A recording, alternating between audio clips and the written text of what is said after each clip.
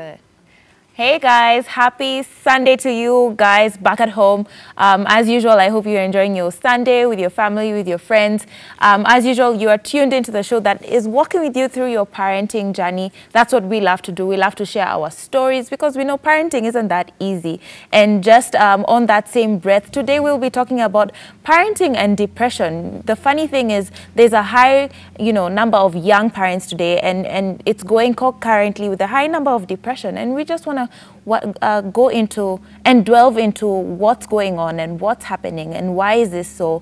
So many children are losing their parents to suicide because of their struggle with depression, and we just want to kind of talk about that today. And we'll have an expert joining us on the show later on who will kind of help us demystify exactly why there's a high rise of mental illness. But before we get into that, we had a beautiful lady, Maura, who was here with us and who shared her beautiful story on depression. And we would just love to take a moment to just listen to what she had to say. So do not go away because there's a lot more coming for you, all right? So check her story out. My name is Sylvia Maura Muchabo. I am a mother of 3 handsome boys who I raise alone. And I run a firm called Tech Hub Holdings Limited, where we do design, printing and branding and corporate events. Apart from that, I have an organization where we strive to fight for children and persons with special needs, that is neurodevelopmental disorders.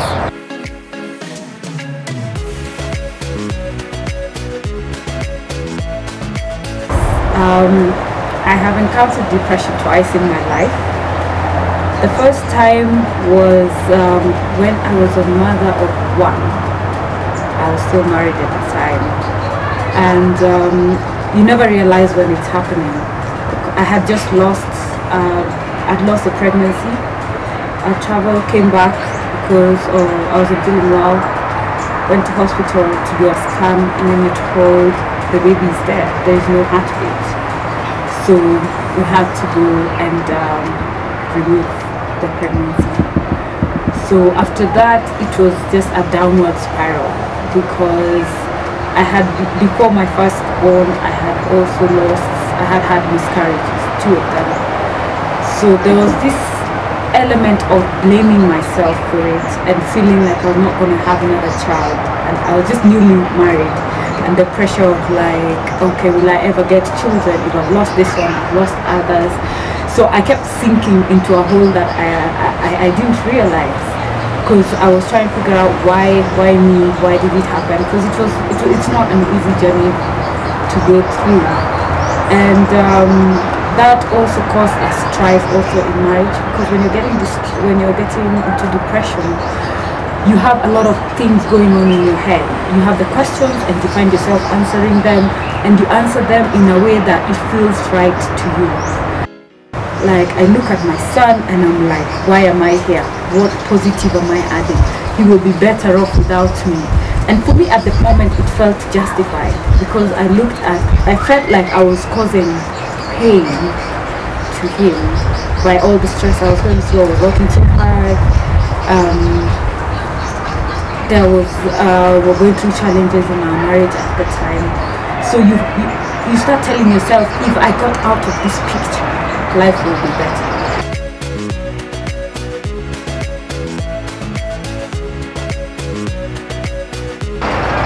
Work was not easy, and the self-question, the self-blame, the self-feeling insufficient was building. Each day it was just getting worse. So it got to a point I just wasn't talking to a lot of people. I don't even know how suicidal thoughts got into my mind, but one evening, I just felt like, you know what, I think I'm better off when I'm not here. The pain is not worth it. The sad thing of when you get married early, like your friends are still in a different phase in life, and different phase, so you don't have so many friends to talk to. So you have to deal with everything on your own. And whatever you tell yourself feels very right and very correct. And the thing is, when you try to talk to people, they're not seeing things from your point of view. So you will either get judgment, or you will get a lot of sympathy that will just tell you it's more okay to be here.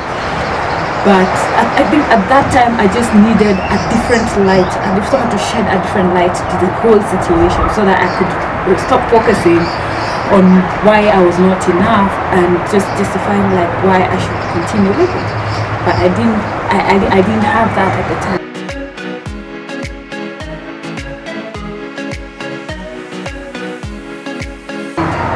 So I remember I woke up one morning and I was like, you know what? I'm not going through this anymore. I had lost a very strong friendship just a bit earlier, and I sat there and I thought about it, and I sent a text to a friend of mine, and I was like, it was like a goodbye text at the time. I think I had left a note to my husband at the time or something. I don't quite clearly remember. And I switched off my phone. Then I put it on. You know that like at that time you're still having a tussle between yourself, like should I do it, should I not? So I'd look at the tablets, look at my phone. I'm like, this is the time. Then I'm like, okay, you're second guessing yourself, like have I finished anything in the office? Is there anything that I need to complete before I do this? So when I sent that text, my friend called me, like, please just don't do it, go to this and this place. There is a place we used to go. It was a recording studio at the time. We used to hang out with a King Kaka before we made it too. So I went there, I found them, everyone was busy doing what they were doing, and I think my friend had already called DJ Loop at the time and told him like, my friend is coming over, please like just hold her up until I come. Then they were in the middle of a recording session, so everyone is trying to talk to you, but it was just like noise because your system has shut down at the point. So I was just hearing like no, but I'm not there. I'm there with them, but I'm not quite there, like mentally or emotionally, nothing. So the minute they left me alone for like 30 seconds, I popped the medicine, like all of it. By the time they found me, I was almost done. And I think I just collapsed or something, because I remember I was taken, I think, I remember being in an ambulance. I don't remember anything else until I woke up in hospital, and my mom was there, my then husband was there, and they told me, you know, now at that time everyone is trying to understand, like, what the hell were you thinking, what were you doing, because it was a blur. And then you wake up, you're like, oh shit, I'm still here. You know, like now to face this, like why did it just not go as planned? The next time I woke up was in my mother's house. I'm like, why am I there?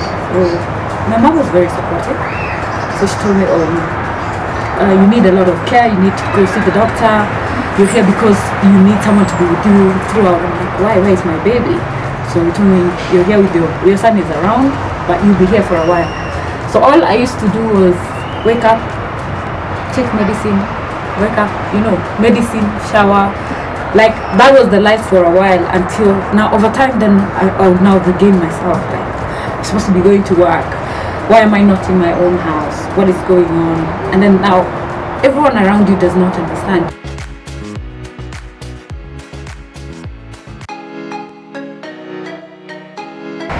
It was not easy. I remember that was one of the hardest times. So after a while,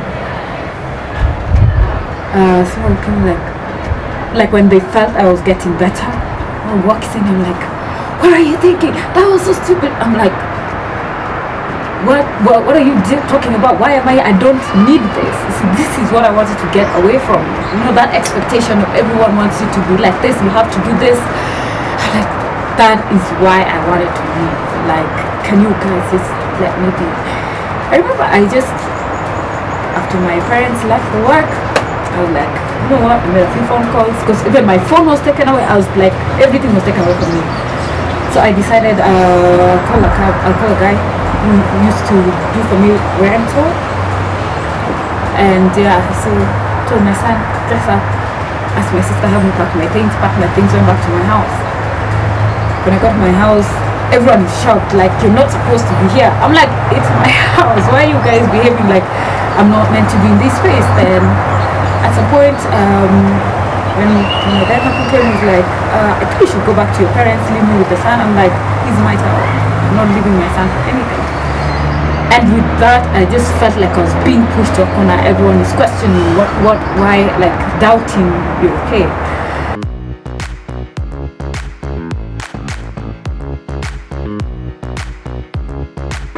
So I remember I was taken to a lot of doctors. I was seeing a psychiatrist. It was just going, sit, we talk, but I didn't feel like it was helping me. For me, it's like, how have you been since? What has been happening in your life? I'm like, okay, we'll narrate this story. I go back to my life, nothing happens. I take the medicine, then what? I remember when they went to do, there's a test they did, like there was just a lot of wires connected to try and figure out like why I was behaving the way I was behaving.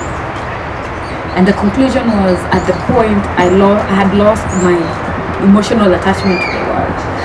Like, when you see the way the heart beats, my emotional state was a flat line, a total flat line. That would explain why I felt nothing, like for anyone, no pity, no what. Like, I got into a point, it doesn't matter anymore.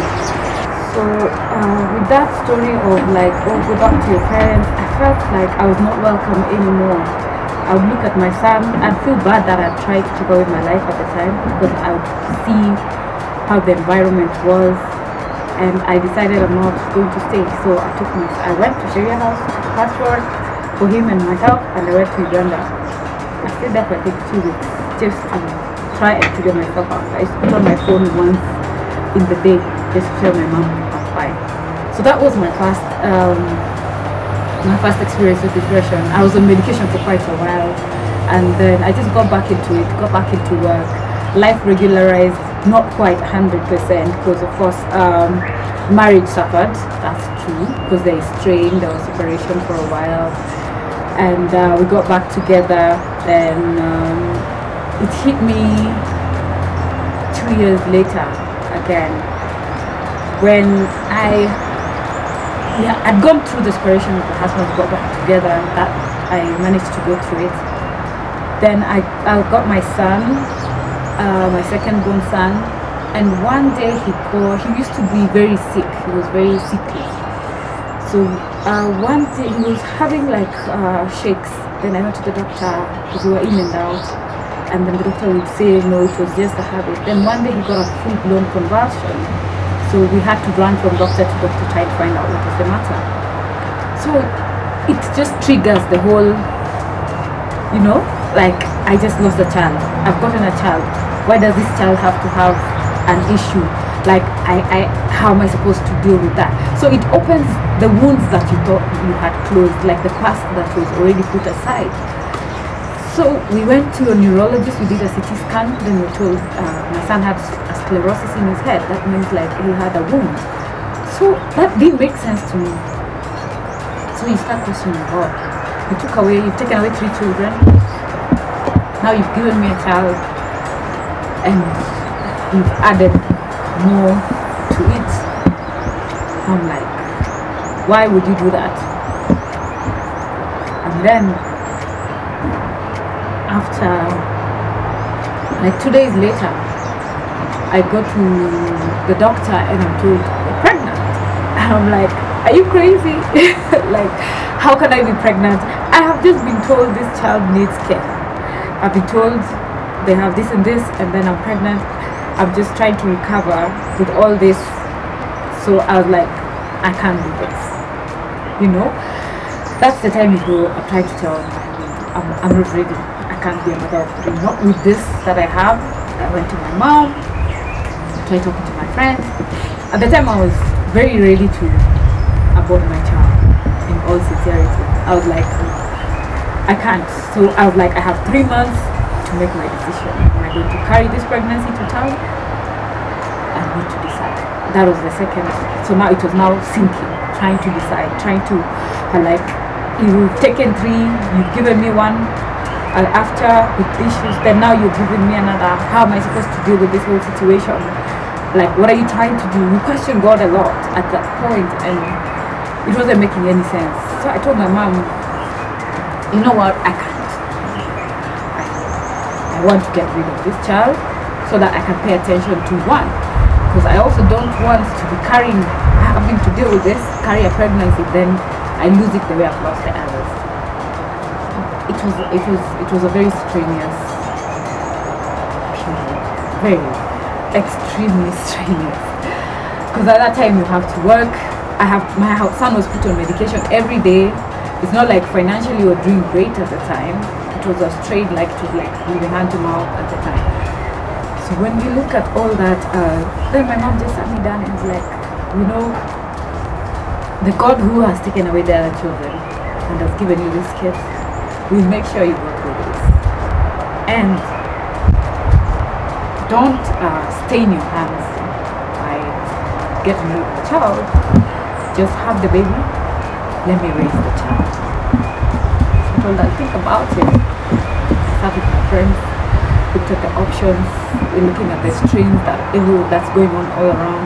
And at last, my mom was very persistent. She would call me, she'd be like, just don't do it. Like, let me help you. Yeah, I'm your mother. And yeah, she's the one who got me out of the thoughts of, I can't do it.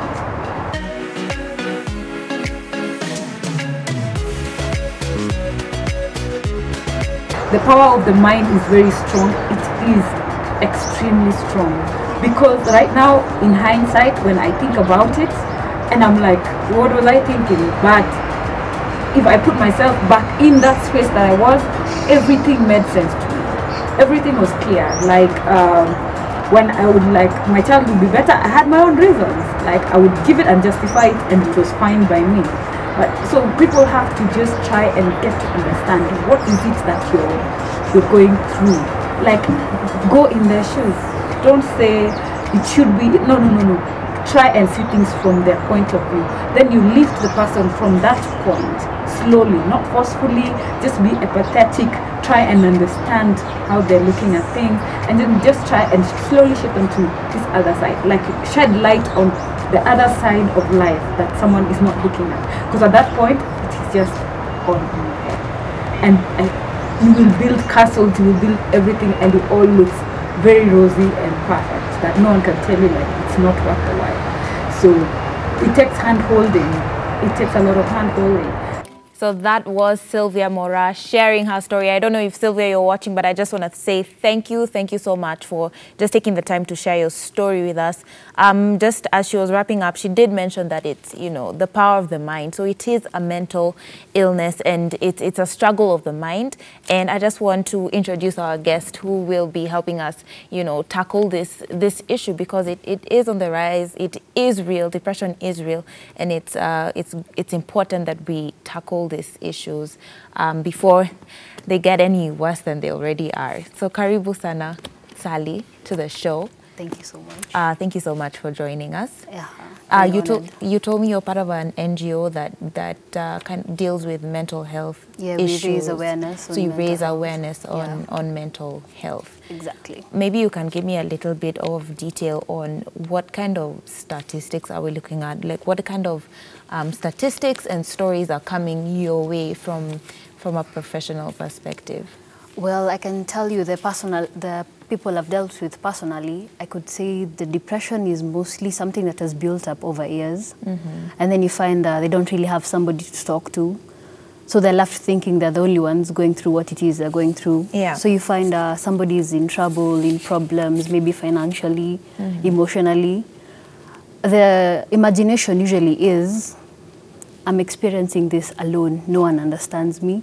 No one can feel me. No one can get what it is I'm going through. Yeah. So you find some people try to commit suicide. Some people have already committed suicide. And suicide, I'd say, is a point of overload, where the troubles seem like so much. So you feel like you start feeling like a burden to the society also at the same time.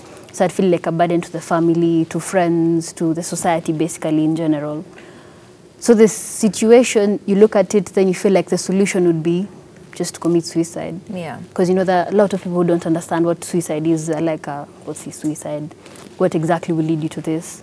Why would someone Why would you want to kill life? yourself? Yeah. The thing is, usually feel like you're helping the society. But then in real sense, if you look at it from a different perspective, they're actually bringing in more pain into the society. But when you're in that state, you don't really reason like that. Yeah, that's true. I think when we're listening to Sylvia's stories, she did share that, first of all, her first experience with, or rather when she started to sink into depression, it's when she went through miscarriages, and she actually went through she lost 3 children, and she sank into depression, and her point of trying to commit suicide was her feeling that, you know what, I'm not, you know, I'm a burden to this to these Let people. me help you I'm out. not even that good of a mom to this Exactly. child. So you feel like you're helping these people. Yes. So just to tie first to the point of meeting a particular issue that kind of makes you sink into depression. I just want it to be clear, like, does depression just come about when it's a challenge that I go about that I'm not able to overcome and then it turns into depression, or can it just come just because? Well, I could tell you it depends, because there are various types of depression. You could find, like, let's say for the millennials, there are people who are depressed because of peer pressure. Yes. You find that people are depressed, so I'm depressed too. You don't understand what this depression is. Okay. You could find maybe somebody growing up, they had troubles, they had issues going on with them.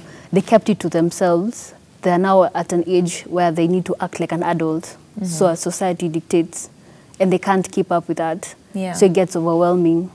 You also find that maybe this is something that's happened recently to you. You find there is a lot you're going through and you don't know how to handle it. Yeah. And there isn't really a person you can reach out to. So you find you have only yourself to count on, and you're already in trouble, so you can't count on yourself. Yeah. So it just gets, it's a confusing state. Yes. So Yes. you can't necessarily always pinpoint what the cause of the depression was. Yes, exactly. But you've touched on something that some people go through even in their childhood, growing up, maybe a negative environment growing up, poor parenting, or parents who neglect their children, and these kids grow up and life hits them, and are they more susceptible to falling into depression? Yes, because there's this topic of parents versus millennials. So totally touched on. What do you mean parents versus millennials? Because you find depression, you could find there's a depressed parent, there's also a depressed millennial. Okay. But each of them have their own different kind of depressions. Yes. Like, let's say for the parent, let's you've raised your kid, they're growing up marvelously, excellently. You have the life plan, it's all out. Yeah. But then your kid says, like, let's say an artist. Let's say I passed so well in my sciences, I did so well in my math, I finished high school, then I come and tell my mom, I want to become a musician. It's a real blow to the face. To the parents. So you find they can't really understand that. To process that information becomes so hard for them. Exactly. So you're saying in this particular situation, the parent and the child will go through some form of depression because this parent has spent their time paying for this child's investing education, in the child. investing in the child, Yes. and then this child comes and says, you know what, everything you've paid for was, thanks, but I'm going on to do what I want to Exactly. do. And if this parent then says, no, you're going to do what I'm saying, they too then fall into depression. Then the child rebels, or maybe they'll follow what the parent wants to do, but then they're doing it like... resentfully. Exactly. You know this phrase of you're alive, but you're not living. So it's like a performance. Yeah. Exactly. Okay. So you find that in such a situation, if you look at it from the parent side, it feels like a waste. But then if you look at it from the millennial side, it feels like this is something I want to experiment it. Please support me. I want to know that if I fail in this, you're there for me. Yeah. But then if there's that rebellion and there's that disconnect, you find that there's nobody really to turn to, because let's say for the millennial, you can't turn to your parent because it feels like they've rejected you. Yeah. Let's say the music failed, you feel like society has rejected you. So you find these different kinds of depression. That's true. Exactly. And what are the signs of someone who is depressed? There are different kinds of signs, because you can find there's the withdrawal. You can find somebody who's so extroverted, they're outgoing, they're everywhere. Then all of a sudden they're quiet. Yeah. They don't want to talk. They're no longer online. Maybe they delete all this thing of Instagram, yeah? There are people who really love Instagram. Then all of a sudden, everything is deleted. What happened? Yeah. There's something that happened that led them to that situation. True. Let's say like depression in a parent. You can find the parent is always shouting. She's always everywhere in the house. Nothing is going right. So you get there are different kinds of signs. Yeah, so you just have to know the nature of a person.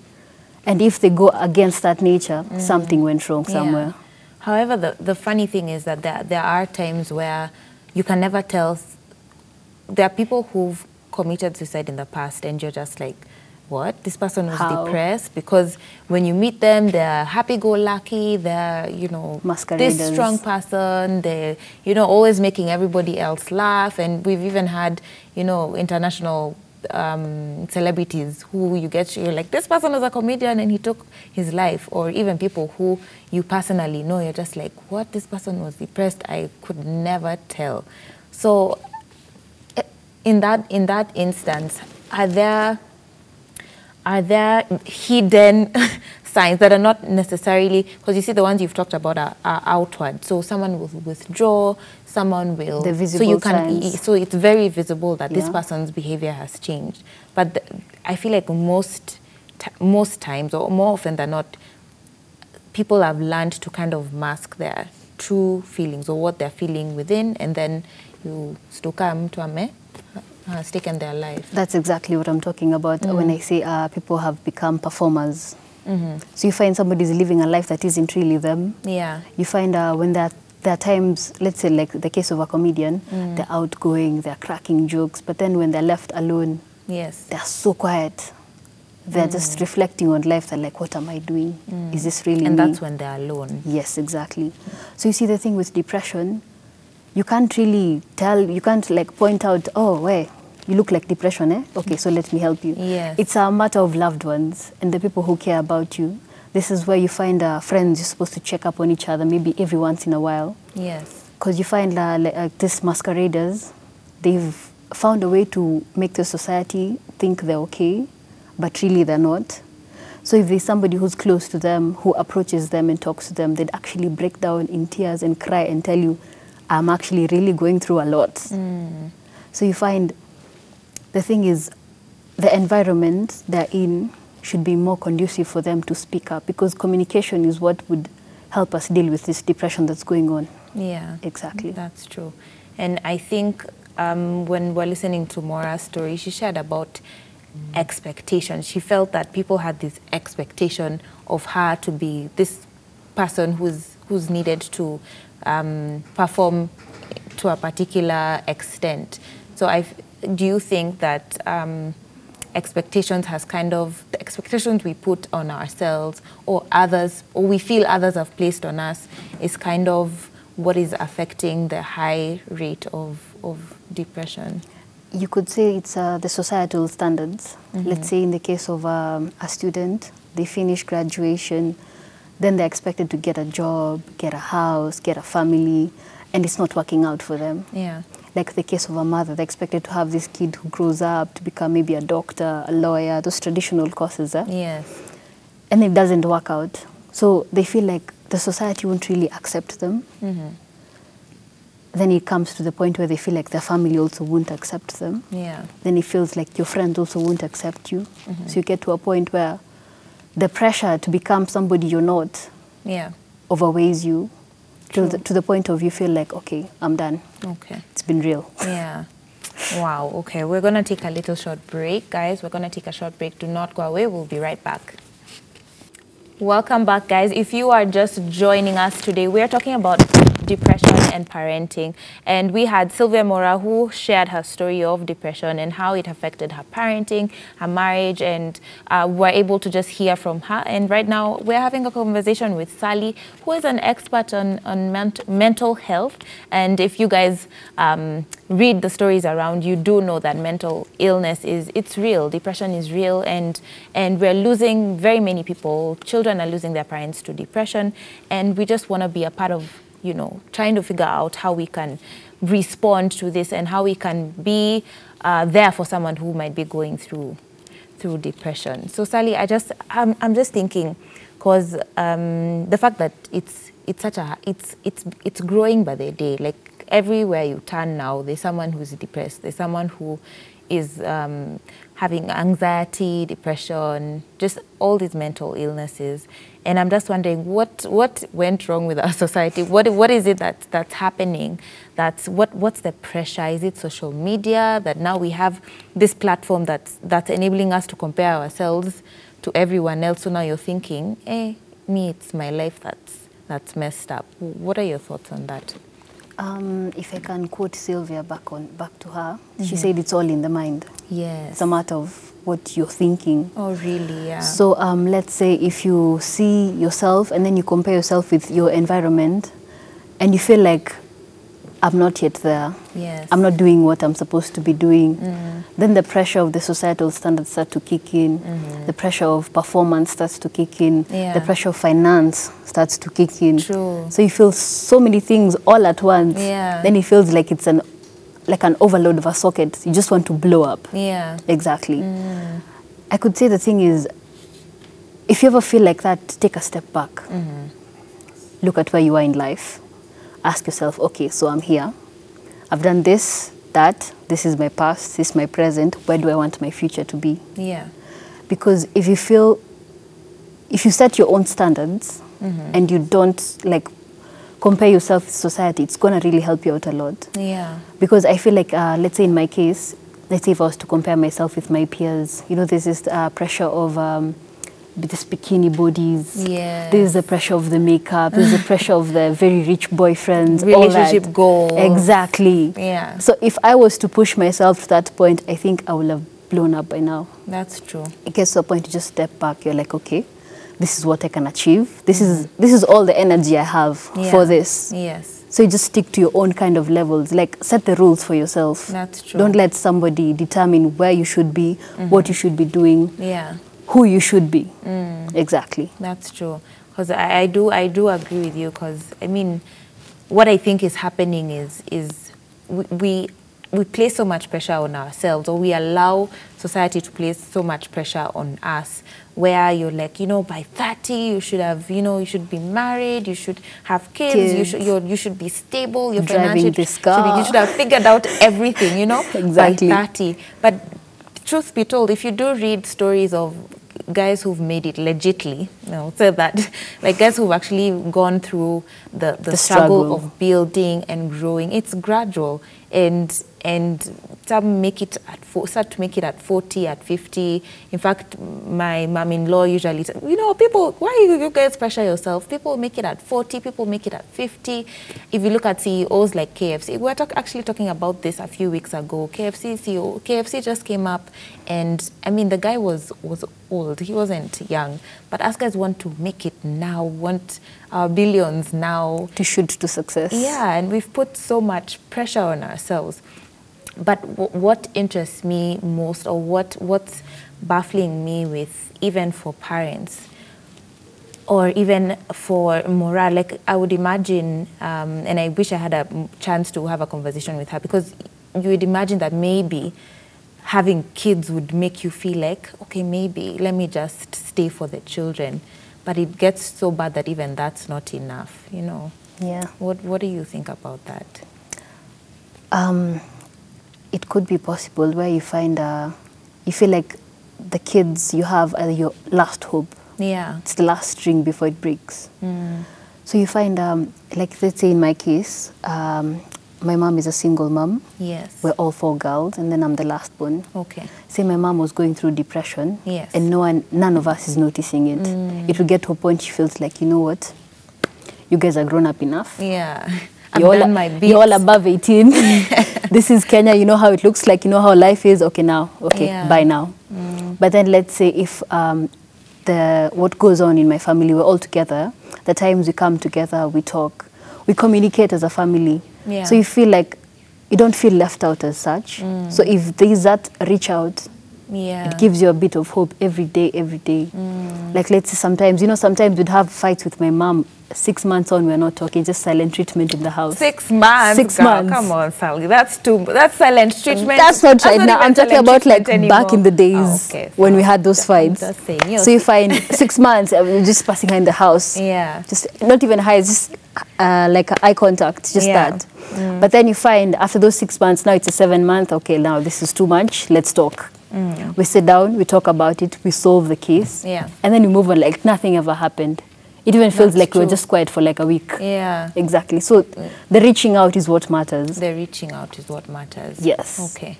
So what you're trying to say is having open communication lines within the home, amongst friends is important, just to be able to reach out and be like, hey, what's going on with your life? And then you also need to understand that everybody is different. Everybody. Like my mom, she has 4 girls. She can tell you we're all different. The first one is like this, second one is like that, third one is like this, I am like this. Yeah. We can't all be the same. So you can find like, let's say that there are some of us who are academically strong, Yes. some of us who are talented. You wouldn't pressure somebody into something that isn't really them, so you work with what they are. Exactly. Yeah. This is what should happen right now. Because I have some friends of mine who've tried to commit suicide. Yes. And the thing was, they weren't really talking with their parents. You find their parents have problems, yes, but then if they approach the parent with the problems, the reception isn't really welcoming. Yes. Sorry, Sally, I'm going to cut you just a Exactly. little bit. We have a caller on the line, Doris from Mombasa, who's calling in. Hello. Hi. Hi, Doris. How are you? Hi, how are you? Thank you for calling. Thank you for tuning in. Do you have a question, a comment? Yeah, I understand you're speaking about millennial depression today. Yes. Yeah, I'm also with a counselor here, Mrs. Gedaiga, who will also help me. Sorry? Depression is, I'm also here with a counselor, with a neighbor counselor Okay. called Mrs. Gedaiga from Mombasa. All right. Yeah, so millennial depression, that's a very deep topic, eh? Yes, true. Yeah, that's very deep, and it's very unfortunate that we are talking about depression of our children, our young generation. And honestly, I really feel sad when I see young children, aged 18, 19, depressed. True. Yeah. Yeah. I think they also need therapy Yes. from home. That's To very also true. guide them on issues of instant gratification. I think it's a generation that has been brought up Yeah. desiring instant gratification on what they want. They don't understand when they are told to wait. Yes. Like if they were to ask for something, then you tell them you don't have money as a parent. Yeah. They really don't understand why you don't have money. You think you're choosing to assist them. Yeah. And also being on the screen too much. It also affects their social skills. Most of them hardly interact with real friends. They are always on the internet. Yeah, true. Yeah? Yeah. They're always on the internet or on TV. Even when it's bonding time for family, most of them hardly participate. Very So true. in fact, that really affects their social skills, Yeah. their interaction.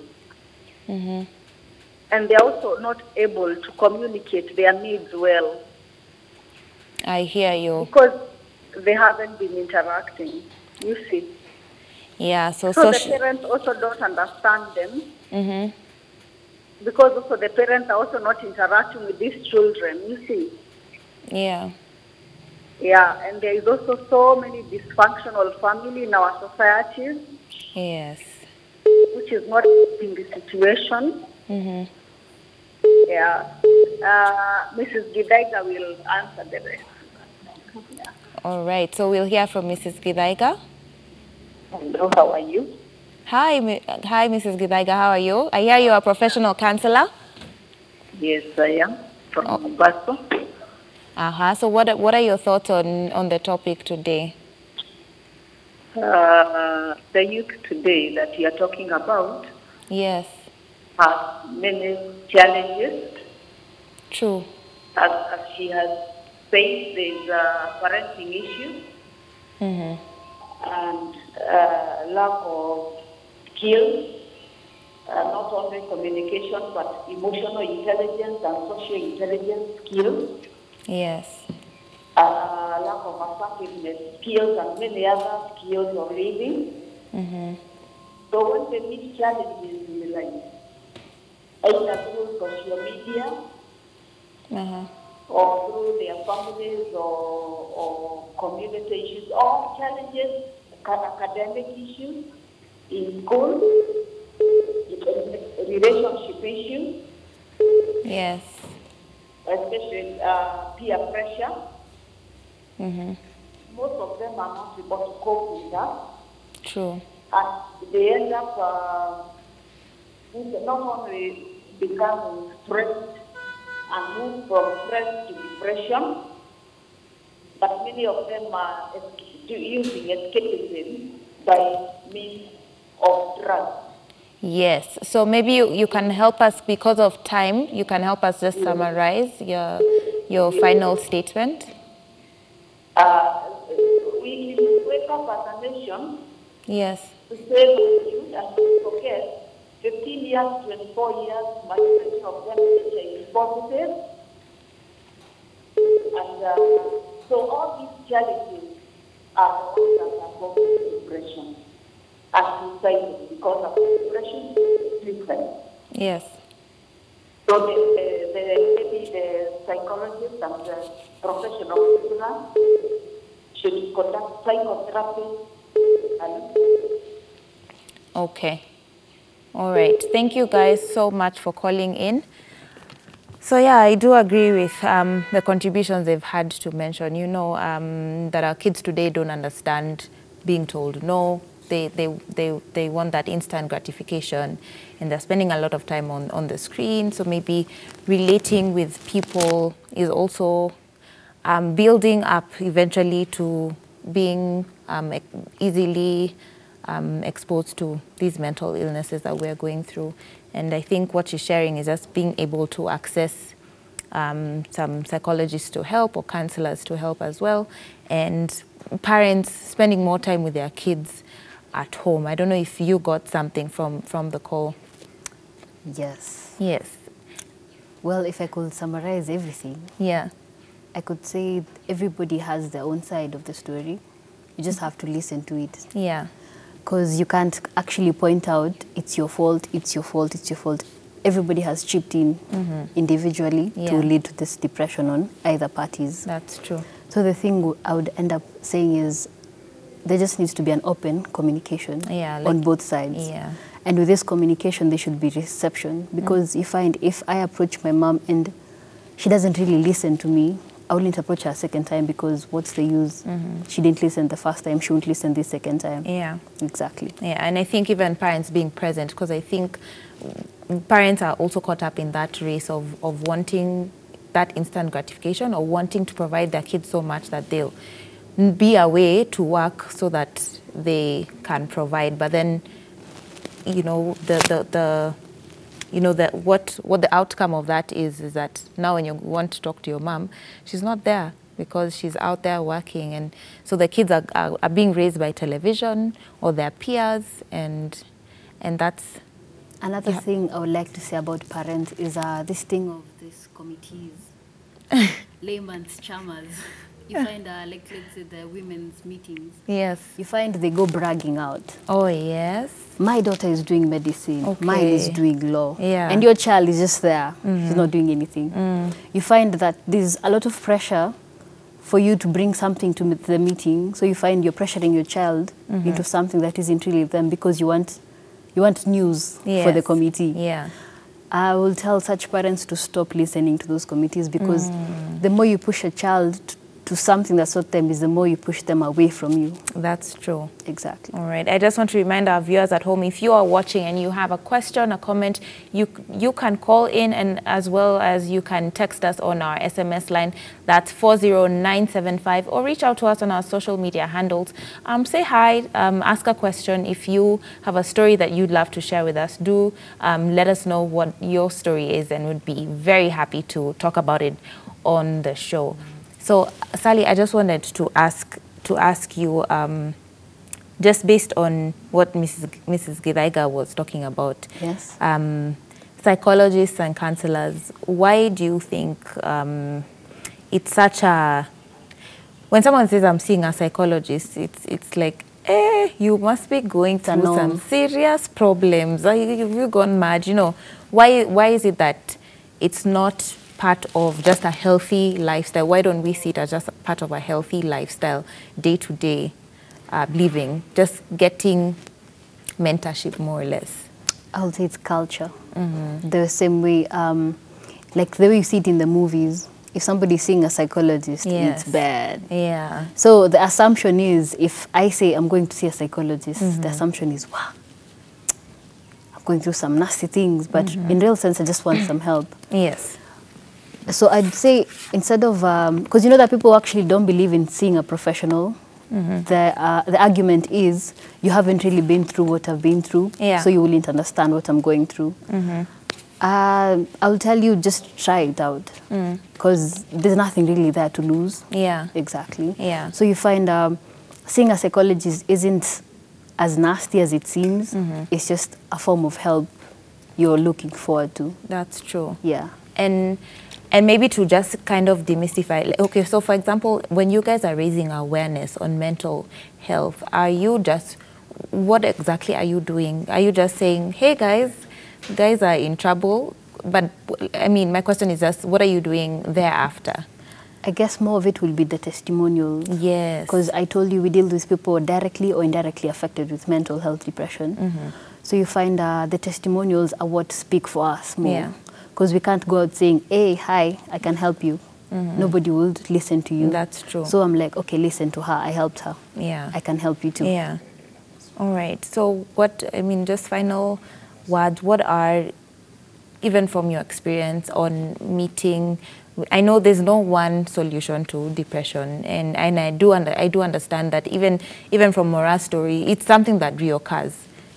You can go through a dip now, then you feel like, okay, so I'm okay. Then even 2 years later, it hits you. Yeah. But just wrapping up and just talking to people at home, friends and families who might assume, see, now you're good, Sally. So what were you thinking? You know, remember when Mora shared, and she's like, some people were asking her, what were you thinking? You know, Yeah. What can you share to just families, friends, and even guys who are depressed? What are your take homes for them?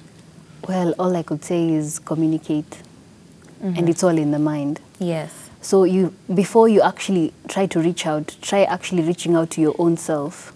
Because there are also people who help with, like let's say in my case, there are people like the people you work with, you find you're reaching out so much to people to the point you forget your own self. Oh yes, that's It gets to true. a point, remember yourself. Like don't forget you. And this thing of you be you, just be original. This thing of photocopying, it doesn't really work out that well. Yeah. And if you manage to do it, it's just not really the same. So the thing would be true to yourself. Okay. Set standards in life for yourself at your own time, at your own pace, with your own energy. Don't let society determine what you should be, what you could be. Yeah. You're the one to determine that. That's true. When you mentioned communication, I'm just thinking of, because we're also talking about parents, and there's a mom who, and we're more predisposed to wanting to talk and share, and you know, but men and fathers as well could go through depression because of maybe the pressure to provide and whatever else they could be struggling with. But guys don't communicate. What do you tell the guys who maybe come to you guys? How do you force them to talk? You don't really force them. Yeah. It's a matter of patience. Yeah. Because the people who are so used to their problems, they feel like keeping them is the solution. Keeping the problems inside or locked up. Yeah. The thing I would say is be patient with somebody who's going through something. Yes. Because they come around one way or another. Give them their time. But just be there. Because, you know, sometimes you can find, maybe they'll snap and then commit suicide all of a sudden. Yeah. You just be there for them. But be patient. Don't force the information out of them.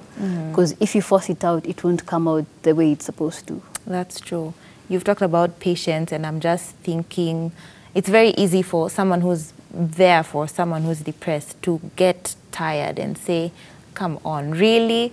Like, Get over it. Get over it. It's just deal with it like this, or just, I mean, man up, or, you know, it's life. Life is tough. Life is not fair. So I feel like it's easier said than actually practically done. Yes. But just encouraging, maybe now we can talk to even a person who is depressed, and you never know, someone may be watching and may have been thinking of, you know, taking their life. What would you tell them? what I could say is there's always somebody to listen. Yeah. Because that's just the first thing. When you're depressed and you're in that state where everything is just overloading, overwhelming, everything just, the socket is blown up. Yeah. You always want to talk about it, you just don't know how to. The thing I would tell such a person is just don't give up yet. There's somebody there. There always is. Yeah. Yeah. Okay. I just want to share something. Our producer today was just sharing with me that earlier on in the week, we were actually, we had actually reached out to a lovely lady who was meant to come and share her story on depression.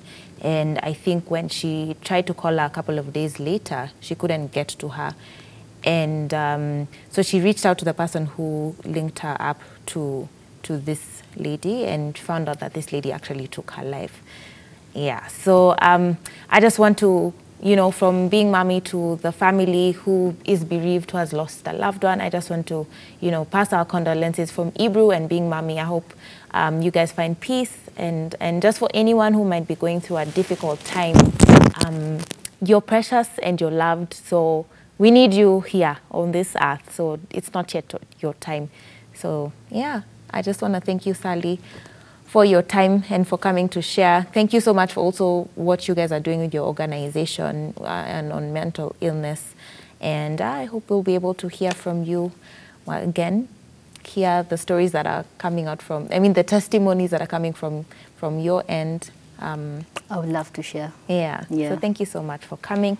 Guys at home, thank you so much for tuning in.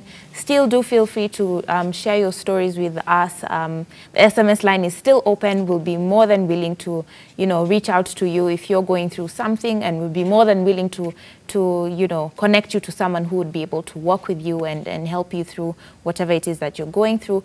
Remember as well to join us next week, same time, same place. Good night and God bless.